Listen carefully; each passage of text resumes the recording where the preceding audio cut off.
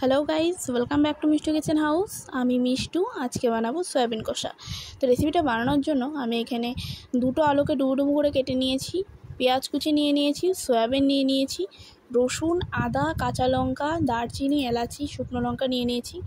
কড়াইতে তেল দিয়ে আলু সয়াবিনটাকে ভেজে নিয়েছি।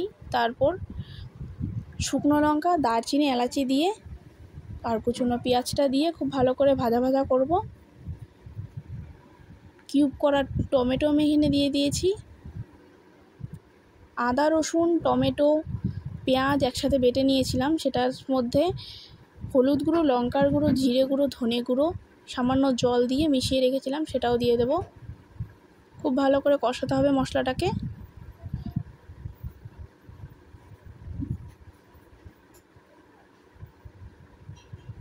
তেল ছেড়ে দিয়েছে, ভেজে রাখা আলু সয়াবিনটাকে দিয়ে দেব।